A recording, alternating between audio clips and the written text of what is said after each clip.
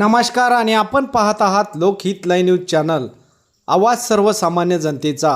उमरखेड येथील नगर परिषद येथे श्री छत्रपती शिवाजी महाराज महाराजस्व समाधान शिबिर संपन्न। शुक्रवार दिनांक 15 मे 2026 रोजी उमरखेड येथील नगर परिषदेच्या मंगल कार्यालयामध्ये श्री छत्रपती शिवाजी महाराज महाराजस्व समाधान शिबिराचे आयोजन करण्यात आले होते। महसूल विभागांतर्गत क्षेत्रीय स्तरावर ग्रामीण भागात सर्वसामान्य जनता, शेतकरी, विद्यार्थी व महिला यांचे महसूल विभागाशी संबंधित दैनंदिन प्रश्नाचे निराकरण करणे व जनतेच्या तक्रारी तत्पर निकाली काढणे तसेच महसूल प्रशासन अधिक लोकाभिमुख, कार्यक्षम व गतिमान करण्यासाठी श्री छत्रपती शिवाजी महाराज महाराजस्व समाधान शिबिर आयोजित करण्यात आले होते। या कार्यक्रमाचे उद्घाटक आमदार किसनराव वानखेडे हे होते, तर प्रमुख पाहुणे म्हणून भाजपा जिल्हा समन्वयक नितीन भाऊ भुतडा, नगराध्यक्षा सौ तेजश्री संतोष जैन, उपविभागीय अधिकारी सकाराम मुळे, तहसीलदार राजेश सुरडकर, तहसीलदार रोहित शिंदे, मुख्य अधिकारी अजय कुरवाडे, तालुका कृषी अधिकारी वडकुते, भूमी अभिलेख अधीक्षक आडे, वित्तीय संस्थेचे प्रतिनिधी, महावितरण, एसटी महामंडळाचे प्रतिनिधी, पोलीस विभाग, नगर परिषद, ग्रामविकास विभाग, महिला व बाल कल्याण आणि नायब तहसीलदार राम पंडित, शेतीनिष्ठ शेतकरी अशोकराव वानखेडे, नगर परिषदेचे उपनगराध्यक्ष व सर्व नगरसेवक, नगरसेविका, पोलीस पाटील, सरपंच व सर्व प्रशासकीय विभागाचे अधिकारी आणि कर्मचारी तसेच पत्रकार बंधू उपस्थित होते। मंचावरील मान्यवरांच्या हस्ते छत्रपती शिवाजी महाराज, डॉक्टर बाबासाहेब आंबेडकर, महात्मा ज्योतिबा फुले यांच्या प्रतिमेचे पूजन करून दीपप्रज्वलन करण्यात आले होते। या शिबिरामध्ये सर्व प्रकारचे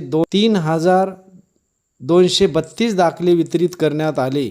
तसेच या अभियान काळात संजय गांधी निराधार योजनांची 393 प्रकरणे मंजूर करण्यात आली।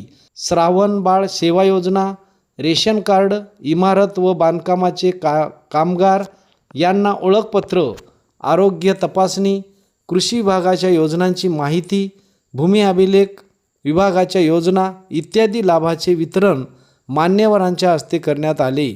हा कार्यक्रम यशस्वी करण्याकरिता उपविभागीय अधिकारी सकाराम मुळे व तहसीलदार राजेश सुरडकर यांचे मार्गदर्शनात मंडळ अधिकारी संजय वाघमारे, ग्राम महसूल अधिकारी गणपती क्षीरसागर, प्रकाश हापसे, संतोष खैरनार, अनिकेत शिरसाट, संजय केंद्रे तसेच महसूल सेवक गोपाल काळबांडे, गोपाल सरकाळे, वैष्णवी शिंदे, दीक्षा लोमटे यांनी पुढाकार घेऊन हा कार्यक्रम यशस्वी केला।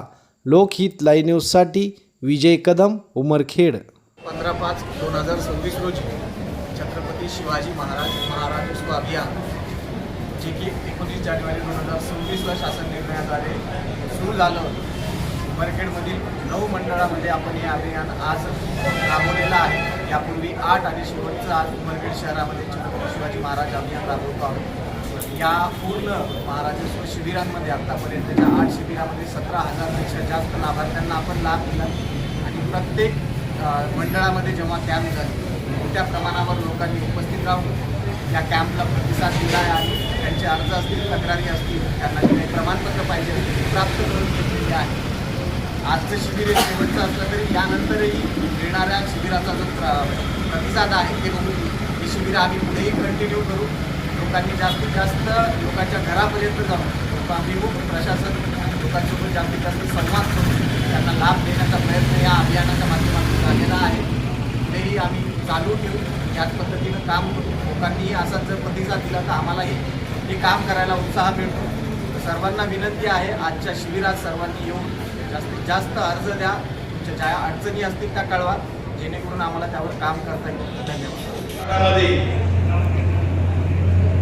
छत्रपती शिवाजी महाराज महाराजस्व समाधान शिबिर आयोजित करण्यात येत आहे आणि तुम्ही आम्ही सर्वांनी या ठिकाणी महायुतीचं सरकार निवडून दिलं आणि प्रत्येकाची अपेक्षा होती की तुम्ही आम्ही जे सरकार निवडून दिलं त्याप्रमाणे या ठिकाणी कामं व्हावी आणि म्हणून या महाराष्ट्र राज्याचे मुख्यमंत्री सन्माननीय देवेंद्र फडणवीस साहेब असो की उपमुख्यमंत्री सन्माननीय एकनाथराव शिंदे असो, उपमुख्यमंत्री सुरेंद्रराव पवार असो, या महाराष्ट्र राज्याचे महसूल मंत्री सन्माननीय बावनकुळे साहेब असो, त्यांना सर्वांना वाटते की आमच्या गावामध्ये असो खेड्यामध्ये असो, माझा दीनदुबळा शेतकरी असो, गरीब असो, सामान्य कुटुंबातील माणूस असो, की त्याचं काम तात्काळ झालं पाहिजे.